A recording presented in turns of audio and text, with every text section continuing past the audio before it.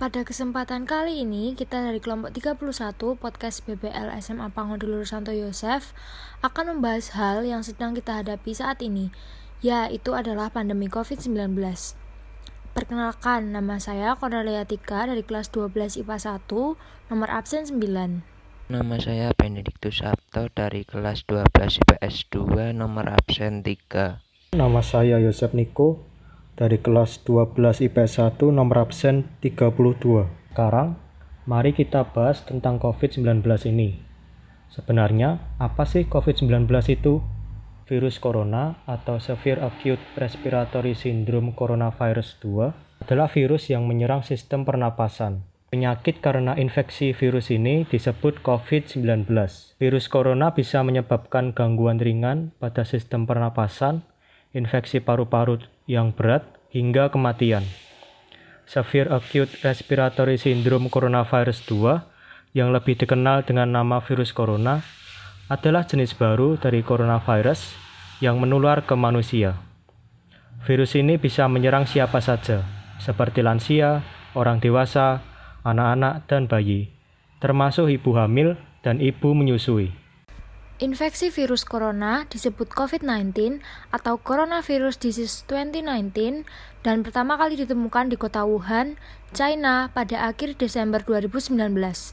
Virus ini menular dengan sangat cepat dan telah menyebar ke hampir semua negara termasuk Indonesia hanya dalam waktu beberapa bulan.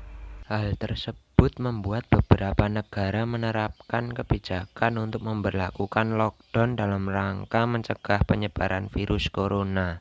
Di Indonesia sendiri, diberlakukan kebijakan pembatasan sosial berskala besar atau PSBB untuk menekan penyebaran virus ini. Tetapi kebijakan ini membuat banyak perusahaan melakukan PHK massal kepada karyawannya. Untuk lebih lengkapnya, kita simak berita ini. 25 juta orang diperkirakan kehilangan pekerjaan akibat COVID-19. Wabah COVID-19 atau COVID-19 menyebabkan gelombang pemutusan hubungan kerja yang signifikan. Bahkan sebanyak 25 juta pekerja diprediksi terancam kehilangan pekerjaan, terutama dari sektor pekerja bebas. Hal ini terlihat dari survei yang dilakukan oleh Lembaga Ilmu Pengetahuan Indonesia atau LIPI, Badan Litbang Ketenagakerjaan, Kementerian Ketenagakerjaan dan Lembaga Demografi, Fakultas Ekonomi dan Bisnis Universitas Indonesia melakukan survei online. Survei dilakukan selama periode 24 April sampai 2 Mei 2020 terhadap penduduk usia 15 tahun ke atas dengan jumlah responden yang terjaring sebanyak 2.160 responden yang tersebar di 34 provinsi di Indonesia. Dampak pandemi COVID-19 terhadap dunia ketenagakerjaan di Indonesia dilihat dari sisi pekerja, pengusaha, dan usaha mandiri. Dari sisi pekerja, terjadi gelombang PHK tenaga kerja dan penurunan pendapatan sebagai akibat terganggunya kegiatan usaha pada sebagian besar sektor.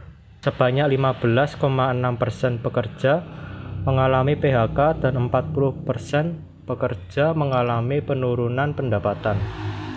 Di antaranya sebanyak 7% pendapatan buruh turun sampai 50%. Kondisi ini berpengaruh pada kelangsungan hidup pekerja serta keluarganya.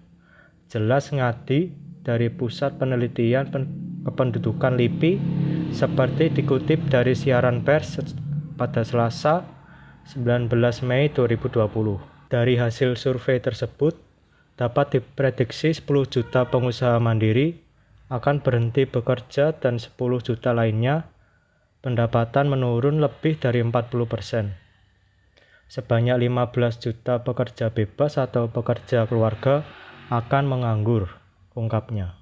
Dalam 2 hingga 3 bulan ke depan, pengangguran bertambah 25 juta orang, terdiri dari 10 juta pekerja mandiri dan 15 juta pekerja bebas. Angka kemiskinan akibat adanya penurunan upah dan tanpa pendapatan diperkirakan akan mencapai 17,5 juta rumah tangga dengan asumsi garis kemiskinan adalah 440.000 per kapita per bulan. Tutup Ngadi. Dirinya menjelaskan, dari sisi pengusaha, pandemi COVID-19 menyebabkan terhentinya kegiatan usaha dan rendahnya kemampuan bertahan pengusaha. Hasil survei mencatat 39,4% usaha terhenti dan 57,1% usaha mengalami penurunan produksi. Hanya 3,5% yang tidak terdampak. Jelas ngadi. Kemampuan bertahan oleh di kalangan dunia usaha juga mengalami keterbatasan. Sebanyak 41% usaha hanya dapat bertahan kurang dari 3 bulan. Artinya pada bulan Agustus usaha mereka akan terhenti. Sebanyak 24% pengusaha mampu bertahan selama 3-6 bulan. 11% mampu bertahan selama 6-12 bulan ke depan. Dan 24% mampu bertahan lebih dari 12 bulan. Sementara, dampak COVID-19 pada usaha mandiri membuat usaha menjadi terhenti dan sebagian mengalami penurunan produksi. Sebanyak 40% usaha mandiri terhenti kegiatan usahanya dan 52% mengalami penurunan kegiatan produksi. Hal ini berdampak 35% usaha mandiri tanpa pendapatan dan 20% pendapatan menurun hingga 50%, paparnya. Dampak COVID-19 juga berdampak pada pekerja bebas sektor pertanian dan non-pertanian atau pekerja serabutan yang bekerja jika ada permintaan bekerja. Hasil survei menunjukkan sebanyak 55% pekerja bebas pertanian dan non-pertanian tidak ada pekerjaan dan 38% order berkurang. Dilihat dari pendapatan, sebanyak 58% pekerja bebas tidak memiliki pendapatan selama masa pandemi COVID-19 dan 28% pendapatan berkurang sampai 30%.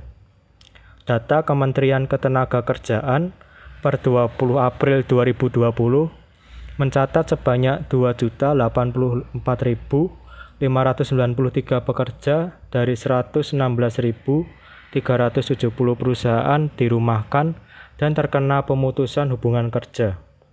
Hal ini terjadi karena sejumlah perusahaan mengalami penurunan produksi, bahkan memberhentikan berproduksi. Dari artikel tersebut terdapat pelanggaran hak warga negara, yaitu hak mendapatkan pekerjaan dan hak memiliki kehidupan yang layak. Dari artikel tersebut terdapat pelanggaran hak warga negara, yaitu hak mendapatkan pekerjaan dan hak memiliki kehidupan yang layak. Dari berita tersebut akan diprediksi bahwa 25 juta orang yang kehilangan pekerjaan, yang berarti 25 juta orang akan kehilangan mata pencarian, untuk menghidupi dirinya sendiri serta keluarganya. Bisa dibayangkan bahwa tingkat kesejahteraan masyarakat akan menurun dan tidak menutup kemungkinan bahwa orang yang kehilangan pekerjaan akan melakukan kejahatan dengan merampas milik orang lain. Oleh karena itu, pemerintah harus memberikan solusi, entah itu memberikan lapangan pekerjaan atau memberikan dukungan dan bantuan untuk menjalani usaha kecil. Tetapi pilihan hidup seseorang berbeda-beda. Mungkin ada yang setelah kehilangan pekerjaan langsung membuka usaha, ada yang mencari pekerjaan di tempat lain, ataupun hanya berdiam diri menunggu bantuan. Semua itu adalah pilihan hidup masing-masing. Tetapi jika mereka adalah anak-anak Allah, tentu tidak akan menyerah, karena tiap manusia dipanggil oleh Allah untuk terlibat berbagi berkat. Mereka bisa membuka usaha untuk menghidupi keluarga dan membuka lapangan pekerjaan bagi orang lain. Tentu pilihan tersebut akan membawa kebahagiaan bagi orang lain. Untuk melamar pekerjaan, kita harus mengetahui berapa banyak saingan kita agar kita mengetahui peluang kita masuk ke suatu perusahaan. Nah, untuk mengetahui peluang tersebut, mari kita hitung bersama-sama. Misalkan ada sebuah perusahaan membuka lowongan pekerjaan dan membutuhkan 150 karyawan untuk ditempatkan di berbagai bagian. Dan jumlah pelamar pekerjaan ada sebanyak 1.080 orang pelamar. Perusahaan akan melakukan wawancara kepada para pelamar sebanyak 2.160 kali. Tentukan peluang masuk setiap orang dan carilah frekuensi harapan. Pertama-tama kita harus mencari jumlah kejadian dan ruang sampel terlebih dahulu. Jumlah kejadian atau bisa ditulis sebagai NA ada sebanyak 150 diambil dari jumlah yang dibutuhkan perusahaan. Di sini ada 150 karyawan. Pada masa sekarang, banyak orang kehilangan pekerjaan.